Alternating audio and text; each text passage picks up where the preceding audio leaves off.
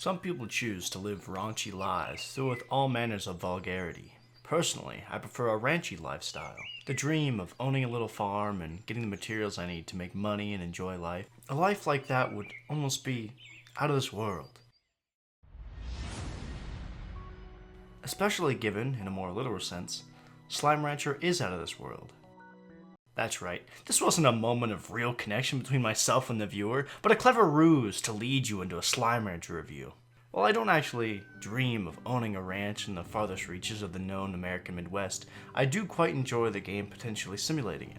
Well, if instead of having cows, horses, and chickens, you have a variety of different slime-based creatures that essentially poop out money. Don't worry though, you have a vacuum to actually suck up the plorts, keeping your hands clean.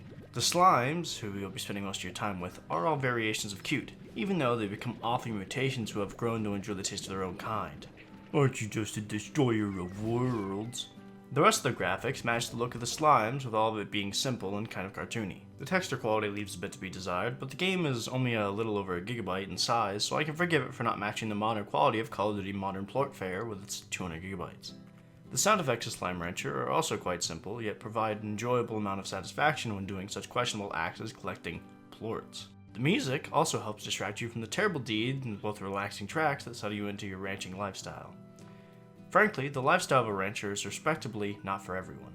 With slower and grindy gameplay, Slime Rancher may be repetitive to some, but for me, and those like me, it's nice to shut off your brain for a while and just do mindless tasks and make mindless money. The gameplay revolves around collecting, feeding, and mutating of slimes. Then you collect the plorts and save them until the market is ready to sell. With the money, you can buy upgrades to yourself, the ranch, and unlock new areas of the ranch. These new areas bring access to more plots to build structures on, as well as closer access to early resources and new buildings entirely.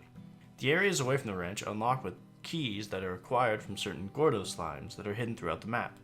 These tubby slimes need to be fed to the point of explosion.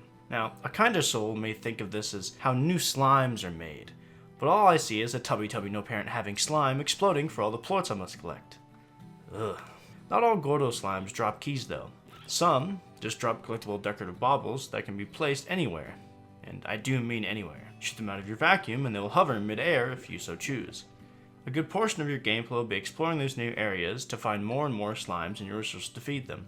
This exploration is kept interesting by a variety of different biomes and challenges these new areas bring. Most of these challenges are variations of platforming, with the addition of some puzzles towards the end. The puzzles aren't too difficult, with one of the first just having you collect and place plorts to open a door, but they do take some time to figure out and don't just manage to be a frustrating way to slow the game down. Overall, Slime Rancher is a simple and slow-paced game. There's no timer counting down until the end of days, or really much danger outside of falling into the water because you failed the jump you nailed 20 times before. You can just hop on, relaxingly feed your slimes, and watch your money count rise. Slime Rancher doesn't expect much from you beyond that.